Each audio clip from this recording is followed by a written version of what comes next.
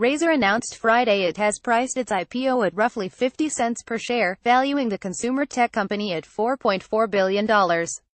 Trading in shares on the Hong Kong Stock Exchange will begin Monday. Why it matters. While tech hardware remains a tough business, Razer has carved a niche for itself, focusing largely on computers and peripherals for gamers. It recently released its first phone, using technology and personnel it got by acquiring the assets of NextBit. Having a phone gives it something new and shiny, but the smartphone business is even more brutally competitive than PCs. The Biotechnology Innovation Organization, which represents pharmaceutical companies ranging from Pfizer, Merck and other giants to smaller biotech firms, is offering full-throated support of the tax reform bill proposed by Senate Republicans. The Senate proposal would not eliminate the tax credit for developing rare disease drugs, saving the industry $54 billion over a decade. Between the lines, the pharmaceutical industry stayed silent during the debate to repeal and replace the Affordable Care Act and broader healthcare system, as Republicans kept it safe from cuts or price caps. Now, drug companies see a golden opportunity with the Republican plan to lower the top corporate tax rate to 20%. Go deeper. Stevenson recently shot down rumors that regulators asked him to divest CNN in order to let the merger between AT and Time Warner go through.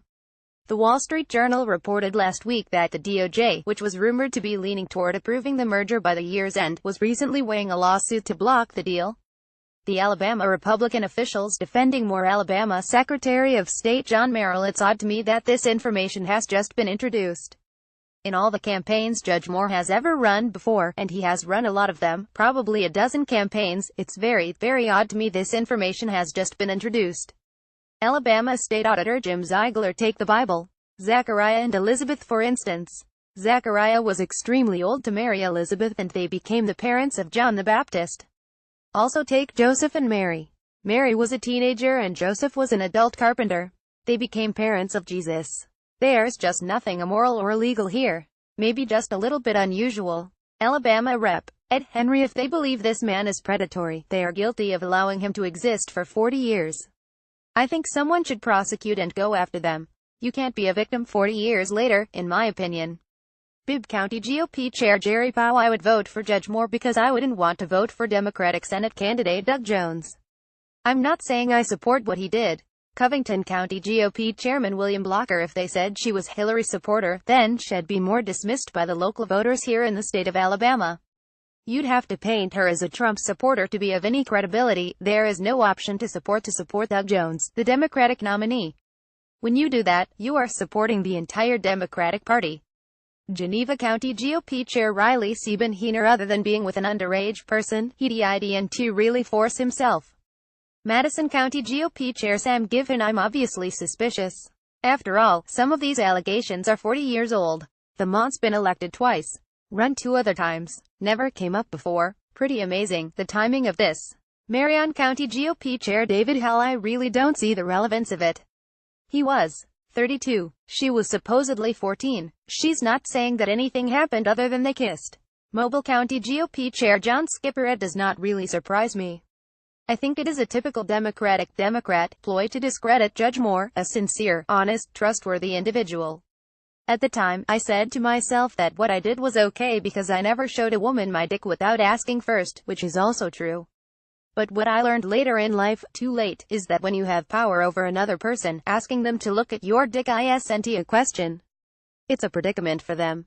The power I had over these women is that they admired me.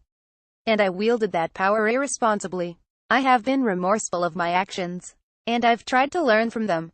And run from them. Now I'm aware of the extent of the impact of my actions.